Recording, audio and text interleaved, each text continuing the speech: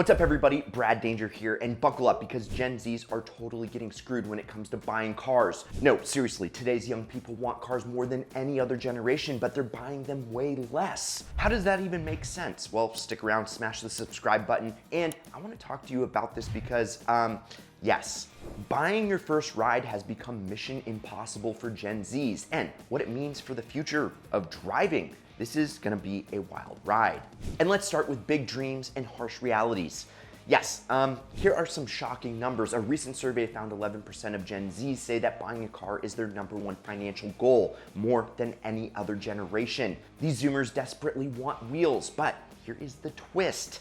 Most aren't actually buying cars. Only 42% of Gen Z reported any car-related expenses last year. Gas, insurance, payments, compared to 60+% of millennials, Gen Xers, and boomers. In plain English, Gen Z dreams of driving, but their wallets can't keep up. So why the gap? Well, simple. Moolah. Yeah, many Gen Zers live paycheck to paycheck and can't afford car ownership yet. They've got the car fever, but not the funds, and it's creating a generation-wide case of car FOMO. Reason number one, skyrocketing prices. The average new car costs over $50,000 now, up from $30,000 in 2012. Used cars still expensive after pandemic spikes. For today's 20-something, cheap cars don't exist. Reason two, expensive borrowing. Car loan APRs average 6.7% for new and 12% for used. Gen Z buyers with weak credit get hit even harder. No surprise, 7.5% of Gen Z auto loans are delinquent, the highest of any generation. Stretching loans to 8 years just to make payments is now the norm. And reason number three, cost of living crush. Rent, tuition, food, dating, yes, all skyrocketing while wages stay stagnant. After covering essentials, there's little left for a $600 a month car payment. A flat tire can push someone into a financial crisis. And reason number four, no starter cars left. The Chevy Spark, Honda Fit, Toyota Yaris, and Hyundai Accent are all dead. Automakers bailed with budget models because $50,000 crossovers make way more profit. The average new car buyer today, 53 years old. And even if you can buy a car, staying on the road is brutal. Insurance for an under 25-year-old is sky high. Gas and maintenance keep climbing, and 79% of Gen Z drivers spend $250+ a month on car costs. More than half of Gen Zs have taken on a second job or side hustle just to afford a vehicle. Bottom line, owning a car used to be a rite of passage. Now, it's just a luxury, one that's slipping out of the reach for young Americans. And Gen Z isn't anti-car, they're just priced out of the driver's seat. And despite all the financial roadblocks, plenty of Gen Z buyers still want a car, and how they buy them might surprise you. You think this generation of digital natives would skip dealerships entirely, right? Order a car over the phone or on an app, but have it show up like an Uber Eats delivery. Nope, research actually shows most Gen Z buyers actually prefer to complete the purchase in person at a dealership. Industry analysts call it a click and mortar approach, starting online, finishing face to face. They'll binge YouTube reviews, compare trims, and even get pre-approved online. But when it comes time to buy, they want to sit down with the salesman, test drive the car, and then look that salesman in the eye and drop $40,000. So I guess they still want that authenticity. So no, dealerships aren't really dead, but the 4-hour haggling marathon definitely is. Gen Z want quick, transparent, and hybrid buying experiences, or they're completely out. Okay, let's zoom way out for a second, because what does it actually mean for car culture and the auto industry if Gen Z isn't buying cars like previous generations? The short answer, it's already changing everything. There are way fewer young drivers. The share of 18 to 25-year-olds with driver license is going way down compared to 20 or 30 years ago. Young people are entering the car market much later, if at all. Automakers aren't blind to that. They're following the money, and right now, that money is with older buyers. That's why every showroom is packed with $50,000 plus SUVs and trucks instead of cheap entry-level sedans. The median new car buyer today, yes, is around 53 years old. The industry isn't selling to first-time buyers anymore. It's catering to retirees with good credit. And of course, that kind of means that we have to say goodbye to cheap, fun cars. I mean, remember when there was the Honda Civic Si, the Mazda Miata, or the Nissan 240 SX, and they were all affordable dream machines for young enthusiasts? I mean, the Mustang is also one of those. And those days are basically over. The budget performance car segment is totally dying, even with few survivors like the Toyota GR86, what a great car, Subaru BRZ, and the MX-5. They are kind of niche toys now, not mainstream hits. And it's not because young people lost interest, it's because they lost purchasing power. I was scrolling Reddit and one Redditor said, young people are being priced out of new cars is why affordable performance cars don't exist anymore.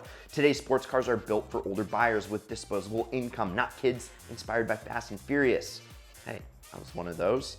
I mean, for the few Gen Zers who actually buy cars, it's often a financial stretch. Over half take on a second job to afford this vehicle. Many are signing 8-year loans or using AI to troubleshoot repairs because shop rates are just too high. It's modern survival. And that means there's going to be a social impact because let's not forget the cultural shift. Fewer young drivers means fewer late night drives, fewer parking lot meets, and fewer people discovering that sense of freedom behind the wheel. Ride shares and e-scooters might fill that gap, but they don't build car passion. The risk is that car culture becomes an aging hobby, an old guy club, until Gen Z finally has the money to join in. But when they do, watch out. There's generations of dreamers ready to hit the gas. At this point, you guys might be thinking, all right, Brad, this is super depressing. Is there any hope? What can young buyers do? Well, the situation is tough, but it is not hopeless. Here's my Ideal Cars advice. Buy used and reliable. If you're a Gen Zer on a budget and the used market is your friend, yes, used prices are high, but you can still find solid deals if you hunt. Look for reliable older models. Think 2000s Toyotas, Hondas, or older Mazdas. Stuff that actually lasts. A used car with 100,000 miles that's well maintained could be a gold mine. It won't be glamorous, but it can get you on the road without a lifetime of debt. Pro tip, try to pay cash or as much as you can up front. In fact, 45% of Gen Zers who buy cars manage to pay in cash, likely because they're opting for cheaper used vehicles to avoid those loan traps. And then remember, just really try to keep your ride running. I know it sounds stupid, but not everyone can wrench on cars, and newer cars are basically computers with wheels. But even basic maintenance goes a long way. Learn to do simple things, change your oil, replace filters, maybe brake pads. You'll save a ton, and if you do have an older car, take care of it. It's your lifeline. There's no shame in driving a 15-year-old beater if that means financial freedom versus an expensive new car. I'll take a beater with no payments any single day. I mean, I have a Honda Element that I paid $2,300 for, and I'll totally stick with my slightly unreliable car that has a $0 monthly payment, just an oil change once a year, and some simple maintenance instead of a shiny brand new car that eats half my paycheck. And being a YouTuber doesn't really pay a lot of money anymore. I mean, that is the mindset right there. And the fact that Gen Z wants a hybrid online-offline buying process is really good, and use that to your advantage. Do your research online, know the fair price, know the tricks, use services like Carvana and AutoTempest to compare deals. Then, if you go to the dealer, well, be armed with knowledge that you can negotiate hard or you just walk away. Also, consider alternatives to ownership if you're really in a pinch, car sharing, leasing, but be careful with that one, real careful. Or even just relying on public transit until you save up. Not ideal. Yeah, ideal cars, fun.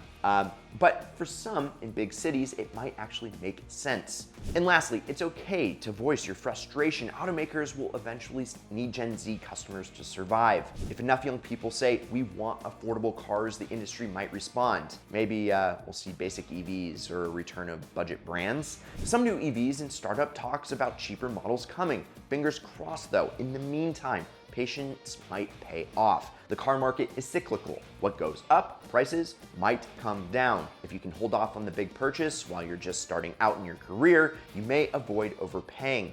Don't let FOMO force you into a bad deal. All right, rant over. The bottom line is Gen Z has it rough in the car market, tougher than any generation in recent memory. But knowing is half the battle. If that is you and you've subscribed, well, and you're a young aspiring car owner, gotta hang in there. It's not your fault. Cars cost an arm and a leg now. Play it smart, keep hustling, and your day in the driver's seat will come soon. And when it does, oh boy, it'll feel so sweet. If you enjoyed this deep dive, hit the like button and drop a comment. Are you a Gen Z struggling to buy a car? What's your strategy? Or did you give up and buy a bicycle? Did you take off those training wheels? Let's chat about it. Don't forget to subscribe for more car content and consumer insights with a dash of Ideal Cars humor. I'm Brad Danger. This is Ideal. Catch you next week, and promise me one thing. Keep living the ideal lifestyle.